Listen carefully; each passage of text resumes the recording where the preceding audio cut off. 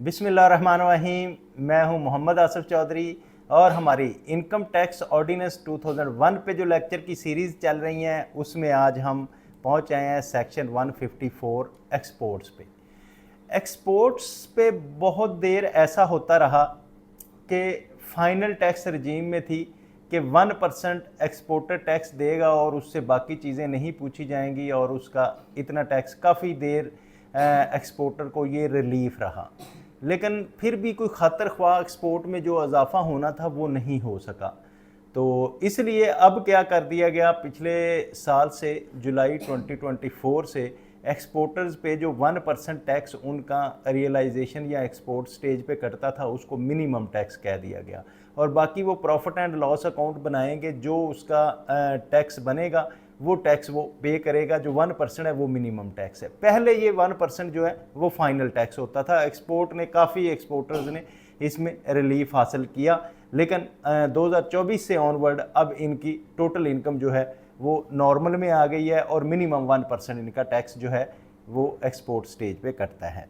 तो हम लॉ पढ़ते हैं। लॉ क्या कहता है? Every authorise dealer in foreign exchange, मैंने कि जो डीलर है फॉरेन एक्सचेंज का जो कन्वर्ट करता है, मीन बैंक वगैरह हैं, at the time of realisation of foreign exchange proceeds on account of export of goods of an exporter, के एक्सपोर्टर्स की जो गुड्स एक्सपोर्ट करता है और फॉरेन एक्सचेंज उससे रियलाइजेशन होता है तो deduct tax including advance tax, तो वो उसमें से एक एडवांस टैक्स डिडक्ट करेगा from the proceeds at the rate specified in division 4 part 3 of the first schedule, जो कि 1% है। इसमें एक्सपोर्ट पे रिलेटेड जो 1% है ये डिवीजन 3 में हम ये पढ़ भी लेंगे, जब डिवीजन पढ़ेंगे तो उसमें करेंगे। तो अब जो है उसको एडवांस टैक्स कह दिया गया। पहले जो टैक्स था ये फाइनल टैक्स था, इसमें बस 1% दिया और कुछ और नहीं देना पड़ा, लेकिन जुलाई 2024 से अब ये एडवांस टैक्स में आ गया। इसी तरह सब सेक्शन 3 है, every banking company shall at the time of realisation of proceeds on account of sale of goods an exporter under the inland back to back letter of credit और any other arrangement prescribed by the board deduct tax from amount proceeds at the rate specified in division 4 part 3 of the first schedule. वही है कि कोई banking company है जिसके bank में payment आती है तो वो भी क्या करेगी, उसका 1% जो है या जो इस डिवीजन 4 में दिया गया रेट होगा वो रेट जो है उससे टैक्स विद हेल्ड कर लेंगे। इसी तरह an export processing zone authority establish under export processing zone authority ordinance 1980। तो ये क्या होता है? एक्सपोर्ट प्रोसेसिंग जोन क्या होता है? बेसिकली ये आप में से बहुत से लोगों को तो पता होगा, हो सकता है कुछ लोगों को ना पता हो। ये एक्सपोर्ट को प्रमोट करने के लिए एक्सपोर्ट प्रोसेसिंग जोन्स बनाए गए हैं। मतलब ये है कि उस जोन में जो भी चीज़ें बनेगी उसको बहुत ज़्यादा रिलीफ दिया जाता है, टैक्सेस का रिलीफ दिया जाता है, फैसिलिटीज़ दी जाती हैं।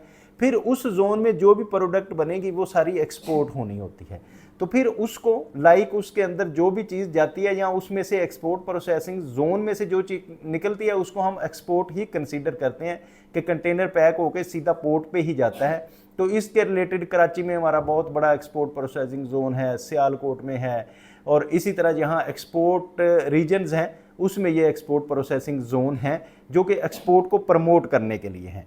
तो उनमें अगर कोई चीज़ उधर से बन के जाती है तो उसको भी इसी रेट से टैक्स लिया जाएगा। Shall be at the time of export of goods by an individual undertaking locating in the area declared as a federal government to be the zone, यानी कि जिसको जोन डिक्लेयर किया गया जब उससे निकल गई उसको एक्सपोर्ट कंसीडर किया जाएगा। Within the meaning of our said ordinance collect tax at the rate specified in division 4 part 3 of the first schedule. तो उसमें भी वही रेट जो डिवीजन 4 में दिया गया है वो रेट है, उसके मुताबिक वो टैक्स जो है वो कलेक्ट करेगा। इसी तरह every direct exporter and an export house registered under the duty and tax remission export rules. Duty and tax remission ये क्या है? ये है DTRE। DTRE जो है duty and tax remission export rules के तहत क्या है कि अगर कोई ऐसा एक्सपोर्टर जिसने कोई चीज़ें मंगवानी हो बाहर से और वो चीज़ें मंगवाने के बाद उसने उस अपनी प्रोडक्ट में वो चीज़ें लगानी हैं लगाने के बाद उसको एक्सपोर्ट करना है। सपोज़ मैं आपको एग्जांपल देता हूँ, गारमेंट्स हैं, गारमेंट्स में अगर कोई बटन लग रहे हैं, जिप लग रही है, या इस तरह की कोई भी चीज़ इसमें अगर लग रही है, तो फिर उसके क्या होगा कि ये सारी चीज़ें जो होंगी उसको ये है कि मंगवाना पड़ेगा उसको एक्सपोर्ट प्रोसेसिंग जोन के लिए। तो इसके लिए अब क्या होता है कि अगर तो वो चीज़ जो मंगवाई गई है उस पे कोई भी ड्यूटियाँ टैक्सेस नहीं लिए जाते। वो ड्यूटियाँ टैक्सेस क्यों नहीं लिए जाते? इसलिए कि क्योंकि जब उसने एक्सपोर्ट हो जाना है बाहर, तो फिर जाहिर है वो उसमें ड्यूटियाँ टैक्सेस लेने की ज़रूरत नहीं पड़ती। तो इसी तरह उसको DTRE कहते हैं, duty taxes remission and export, के जो एक्सपोर्ट के लिए चीज़ें मंगवाई गई हैं उसको जब भेजा है तो वो उसमें रिमिशन होती है, उससे ड्यूटियाँ नहीं ली जाती। प्रोवाइडेड सब चैप्टर 3 और सब chapter this customs rule 2001 and export facilitation scheme 2001, यानी कि बेसिकली एक्सपोर्टर को फैसिलिटेट करने के लिए है। Shall be at the time of making payment from time of contract indirect export define under the said rules deduct tax at the rate specified in division 4 of part 3 of the first schedule. तो इसका sub section 3C है, the collector of customs at the time of clearing of the goods export shall collect the tax from the gross value of the such goods at rate specified in the division part 2 of the first schedule. तो जो customs का collector होगा, क्योंकि collector customs जो होता है basically उसके through होके चीज़ें एक्सपोर्ट होती हैं, तो वो भी eight the time of export जो है उसके लिए उसमें डिडक्ट कर लेगा। तो इस तरह से the tax deductible under this section shall be minimum tax on the income arising from the transaction refer to in this section. तो वो जो होगी अमाउंट होगी वो मिनिमम टैक्स होगा। उसका जब रिटर्न अपनी बनाएगा, प्रॉफिट एंड लॉस अकाउंट बनाएगा, तो वो एडजस्टेबल है, इतना एटलीस्ट पे करना है, बाकी उसको अगर प्रॉफिट ज़्यादा हुआ है तो उसको पे करेगा। अब आ गया है section 154A export of services. Export of services का क्या है कि बहुत सारे हमारे आज के नौजवान जो हैं जिससे बहुत ज़रे मुबादला कमा रहे हैं कि IT सर्विसेज जो हैं वो एक्सपोर्ट करते हैं, तो वो बहुत ज़्यादा IT सर्विसेज एक्सपोर्ट होती हैं और पाकिस्तान में ज़र मुबादला आता है। ये इस दौर में मैं समझता हूँ कि एक नेमत है, जब इंडस्ट्री हमारी बंद पड़ी है और नौजवानों के लिए कोई जॉब्स नहीं हैं, गवर्नमेंट सेक्टर में जॉब नहीं है, तो वो IT एक्सपोर्ट से बहुत ज़्यादा ज़र मुबादला नौजवान हमारे कमा रहे हैं। तो उनके लिए टैक्स का क्या रेट होगा, किस तरह से होगा, उनको बड़े रिड्यूस रेट पे दिया गया है ताकि वो ज़्यादा से ज़्यादा इसमें ज़र मुबादला लाएँ। तो इसके लिए ला क्या कहता है, एवरी ऑथोराइज डीलर और foreign exchange shall at the time of realisation of foreign exchange proceed account of the following deduct tax from proceed at the rate specified in division 4A। तो वही बात है कि उनका भी जब आएगा ज़र मुबादला आएगा तो उसमें से 4A के तहत टैक्स उसमें कलेक्ट किया जाएगा।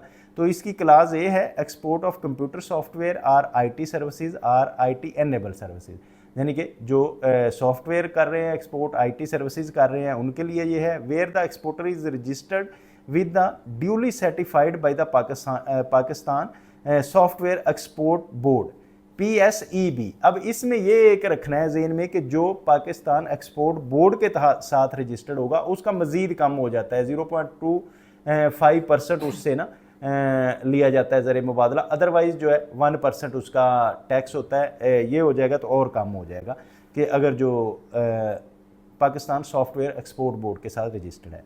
तो इसी तरह अगर हम बात करें क्लास B की, services or technical services rendered outside Pakistan or export from Pakistan, जहाँ कोई टेक्निकल सर्विसेज बाहर भेजी जा रही हैं, या फिर ये है कि royalty commission or fee derived by the resident company from the foreign enterprises, ये कि कोई रॉयल्टी ले रही है या बाहर से यानी कि पैसा आ रहा है रॉयल्टी की शक्ल में आ रहा है, फॉरेन एंटरप्राइज की शक्ल में आ रहा है, consideration for use of outside Pakistan, एरी पेटेंट हैं, इन्वेंशन है, मॉडल है, डिज़ाइन है, सीक्रेट प्रोसेस, फार्मूला या सिमिलर इसी तरह का कोई राइट कोई भी चीज़ है, तो उसको जो है साइंटिफिक नॉलेज, एक्सपीरियंस और स्किल्स होगी, तो इसकी भी रॉयल्टीज़ जो है उसमें क्लास 4A के मुताबिक टैक्स काटा जाएगा। Construction contract excluding outside the Pakistan, अगर कोई कंस्ट्रक्शन कॉन्ट्रैक्ट है लेकिन वो पाकिस्तान में है, पाकिस्तान के आउटसाइड है, पाकिस्तान में नहीं, तो उनके बारे में। इसी तरह foreign commission due to an indenting commission, indenting commission के किसी बाहर की कंपनी का कोई बंदा है, वो इधर उसकी चीज़ें बेच रहा है, तो उसको वो कंपनी इंडेंटिंग कमीशन देती है, तो उसको भी लाइक एक्सपोर्ट ट्रीट करते हैं और उसका भी टैक्स कट के ही 1% पे उसको मिलता है। इसी तरह other services rendered outside Pakistan as notified by the board, time to time जो है बोर्ड जब नोटिफाई करता है कोई और सर्विसेज तो वो भी इसमें शामिल होती है। तो अब सब सेक्शन 2 की बात करते हैं। The tax deductible under this section shall B final on the income arising from the transaction referred to in section upon fulfillment of the following condition। तो पिछला जो था उसमें मिनिमम टैक्स था, लेकिन इसमें 154A में वो कहता है जी ये फाइनल टैक्स होगा, लेकिन ये कंडीशंस पूरी करनी होगी। अगर ये नीचे दी गई कंडीशन पूरी करते हैं तो वो फाइनल टैक्स है, मतलब ये जब इसने टैक्स पे कर दिया इससे और कोई टैक्स नहीं लिया जाएगा। लेकिन एक्सपोर्ट में जैसे था कि मिनिमम टैक्स था और उसको उसके बाद भी लिया जा सकता है। वो कब लिया नहीं, शर्तें क्या पूरी करेगा, एक तो रिटर्न टू बी फाइल्ड कि वो रिटर्न फाइल करेगा। इसी तरह withholding tax statement for the relevant tax year have been filed if the required under the ordinance, तो विद होल्डिंग स्टेटमेंट जो है वो फाइल करेगा। इसी तरह sale tax return under federal और प्रोविंशियल, क्योंकि सर्विसेज प्रोविंशियल में आती है तो हो सकता है इस्लामाबाद टेरिटरी में हो तो फेडरल में, अदरवाइज जो प्रोविंशियल सर्विसेज हैं वो अपनी रिटर्न फाइल करेगा सेल्स टैक्स की, तो फिर उसको फाइनल टैक्स में ट्रीट किया जाएगा। एक प्रोवाइजो दिया गया है, प्रोवाइजो है provided that this condition shall not apply in case of an export mention in class A of सब सेक्शन 1 ऑफ दिस सेक्शन। तो ये जो एक्सपोर्ट हमने क्लास ए में जो बात की गई है ऑफ सब सेक्शन 1 के, वो इसमें इंक्लूड नहीं होगी। हम दोबारा देख लेते हैं कि वो क्या क्लास है। Export of computer software IT services or IT enabled services where export is registered, तो ये सब सेक्शन 1 की क्लास ए है, ये वो कह रहा है कि इसमें शामिल नहीं होगी। और उसके अलावा डी है no credit for foreign tax paid shall be allowed, तो फॉरेन टैक्स पेड का जो है क्रेडिट वो भी ज़ाहिर नहीं लिया जाएगा। जब फाइनल टैक्स है तो फाइनल में उसकी जान छूट गई तो अब उसने क्रेडिट क्या लेना है। इसी तरह द प्रोविजन ऑफ सब section 2 shall not apply for the person who does not fulfill the specific condition who opts not to the subject of final taxation, तो अगर वो ये सारी कंडीशन फुल नहीं करेगा तो फिर उसको फाइनल टैक्सेशन में नहीं ले आया जाएगा। तो इसके लिए प्रोवाइजो भी दिया गया है, provided that the option shall be exercised every year eight the time of fulfilling of return under section 114। तो ये प्रोवाइजो ये है कि ऑप्शन जो है वो हर साल की रिटर्न के लिए होगा कि हर साल वो रिटर्न फाइल करेगा। और सब सेक्शन 5 है the board is consultations with the State Bank of Pakistan shall prescribed mode, manner and procedure for the payment of tax under this section। तो वो बोर्ड जो है इसमें जो टैक्स है उसके बारे में कंसीडर करेगा स्टेट बैंक के साथ। The board shall have power to include and exclude certain services for applicability of provision of this section, तो बोर्ड के पास ये पावर है कि वो इसमें से किसी को एक्सक्लूड कर दे या इंक्लूड कर दे, ये बोर्ड के पास पावर है। अब हमारा सेक्शन है 155 रेंट ऑन इमूवेबल प्रॉपर्टी। अब अगर कोई इमूवेबल प्रॉपर्टी में रेंट आ रहा है किसी को तो उसको किस तरह से ट्रीट करना है, उसकी टैक्सेशन किस तरह से होनी है, वो हमारा सेक्शन 155 में होता है। कि अगर आपने किसी ऐसे अदारे को दी हुई है जो विद होल्डिंग एजेंट है तो वो जब आपको टैक्स अपना रिटर्न देगा रेंट, तो रेंट में से वो अपना टैक्स काट के आपको देगा जो कि आप आके क्लेम कर सकते हैं बाद में। तो इसमें क्या है, इस सेक्शन में जो है ना कुछ चेंजेस आई हैं कि उसमें जो FBR की अथॉरिटीज़ हैं वो वैल्यूएशन करेंगी और उस फेयर मार्केट वैल्यू की वैल्यूएशन करके उस पर 4% के हिसाब से वो टैक्स चार्ज करेंगी। ये अभी चेंज इसमें अभी हुआ है, तो ये अपडेट नहीं हुआ था इसमें, तो हम ये पढ़ लेते हैं इसमें क्या चीज़ें हैं, तो उसके बाद हम फिर इसके बारे में जब वो अपडेट हो जाएगा तो वो भी पढ़ लेंगे। तो ये ला क्या कहता है, every prescribed person making a payment in full or part including the payment for way of advance to any person on account of rent of immovable property. कि प्रिस्क्राइब्ड पर्सन के बारे में वो नीचे दिए गए हैं जो कि विद होल्डिंग एजेंट दूसरे लफ्ज़ों में आप कह लें उनको होते हैं। तो वो जब विद होल्डिंग एजेंट किसी को रेंट देंगे और या कोई एडवांस देंगे या कोई उसका पार्ट देंगे मनी का, include rent of furniture and fixture होगा and amount of services relating to such property में कोई रिलेटेड और सर्विसेज देते हैं, such shall deduct a tax from the gross amount of rent. तो जितनी ग्रॉस अमाउंट बनेगी उसमें से वो रेंट डिडक्ट करेगा at the rate specified in division 5 of part 3 of the first schedule. तो वो पार्ट 3 में उसके रेट हैं वो अभी आके नए रिवाइज भी हो जाएंगे, तो वो भी हम पढ़ लेंगे कि क्या है, तो उसके जो चेंजेस आई हैं वो भी हमारे पास आ जाएंगी।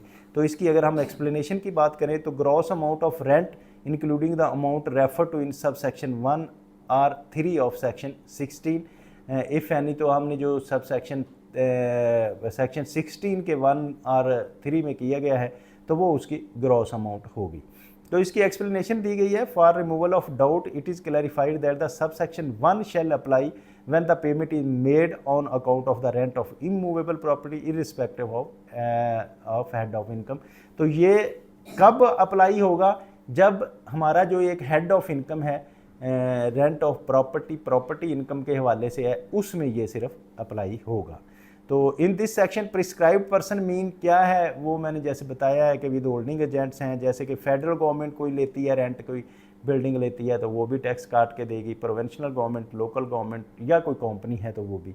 इसी तरह non profit organisation of charitable institution है तो वो भी जो है वो टैक्स विद हेल्ड करेगी। डिप्लोमेटिक मिशन है, फॉरेन स्टेट है, प्राइवेट एजुकेशन इंस्टीट्यूशन है, boutiques, beauty parlours, hospital, clinic और मैटरनिटी होम है, ये भी जो है विद होल्डिंग एजेंट हैं कि उसका विद हेल्ड करेंगे और फिर देंगे। इसी तरह individual association of person paying gross rent rupees 1.5 million or above of the year, कि यानी कि 15 लाख से ज़्यादा अगर कोई इंडिविजुअल पे करता है या एसोसिएशन पर्सन पे करती है तो वो भी उसमें विद हेल्ड करेगी।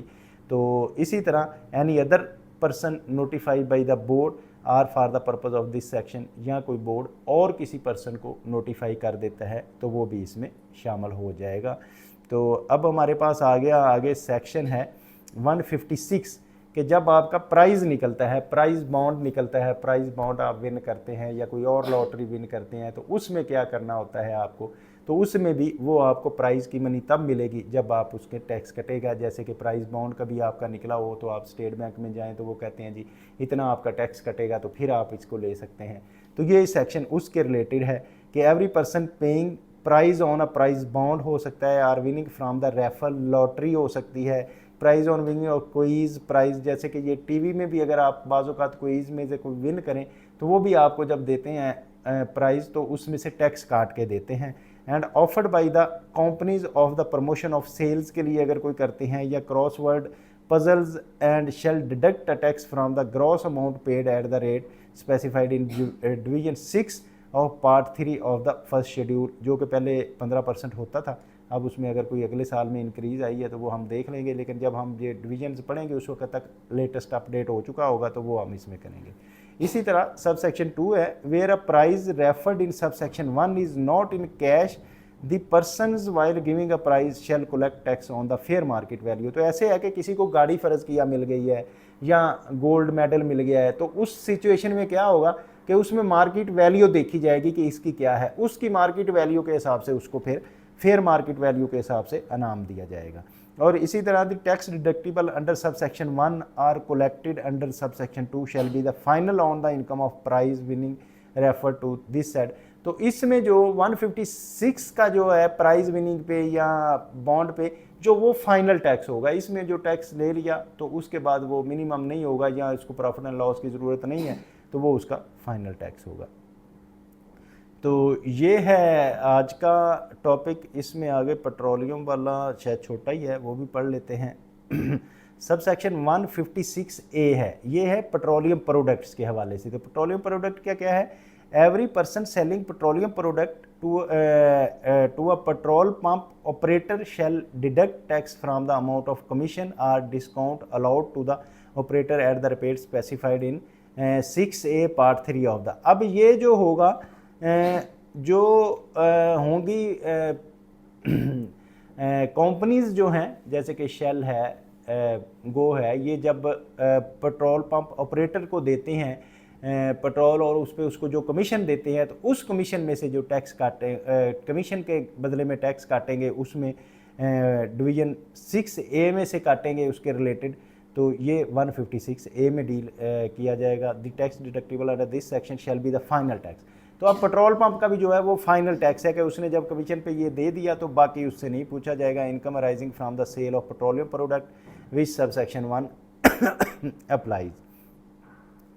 तो अब आ गया सब सेक्शन हमारे पास है 158। 158 के बाद हम डिडक्शंस में से फ़ारग हो जाएंगे, तो इसको भी हम कंप्लीट कर लेते हैं। 158 है time of deduction of tax, कि किस टाइम पे टैक्स डिडक्शन करनी है। तो a person required to deduct tax from an amount paid by the person shall deduct tax. कब डिडक्ट, जब वो टैक्स पे करेगा किसी को उस वक्त डिडक्ट करेगा। क्लास ए है in case of deduction under section 151 में हो रही है at the time of amount is paid or credit to the account of recipient whichever is earlier, कि जब किसी को प्रॉफिट ऑन डेट देना है तो उसमें जब उसके अकाउंट में जाएगा तो साथ ही उसको डिडक्ट कर लेगा। आपने देखा होगा अपनी बैंक स्टेटमेंट में कि जब वो प्रॉफिट आता है उस टैक्स में तो प्रॉफिट के साथ ही अगली एंट्री जो होती है, बस औकात पहले एंट्री होती है टैक्स डिडक्शन की, कि टैक्स पहले डिडक्ट हो जाता है फिर प्रॉफिट की एंट्री होती है, तो वो साथ ही करके वो गवर्नमेंट को जमा करवा देते हैं। इस तरह in other cases the time of amount is actually paid, इसमें तो ये है कि आपके अकाउंट में ही रहने होते हैं, तो बाकियों में जब पे कर रहे होंगे, मतलब प्राइस जीता है उसकी अमाउंट पे कर रहे हैं, गुड्स के अगेंस्ट कर रहे हैं, एक्सपोर्ट के, जब भी आपको अमाउंट मिल रही है उस वक्त उसका करेगा। तो amount actually paid shall have the meaning as may be prescribed, तो जैसे कि लॉ में प्रिस्क्राइब किया गया है इसी तरह उसको करेंगे। ले जी, ये हमारी डिवीज़न 5 जो है ख़त्म हो गई है। उसके बाद डिवीज़न 6 में आगे हम पढ़ेंगे अगले लेक्चर में, कि जिसमें हम general provision related to advance payment of tax or the deduction of tax at source जो है वो हम पढ़ेंगे। तो आज का लेक्चर इधर हम क्लोज़ करते हैं। उम्मीद है कि आपको बहुत अच्छी तरह समझ गए होंगे इसको, और फिर आप दूसरों को समझाने के लिए इसको लाइक कर रहे होंगे, शेयर कर रहे होंगे, सब्सक्राइब कर रहे होंगे। तो हमारे साथ जुड़े रहिए, जहाँ रहिए खुश रहिए। Have a nice day.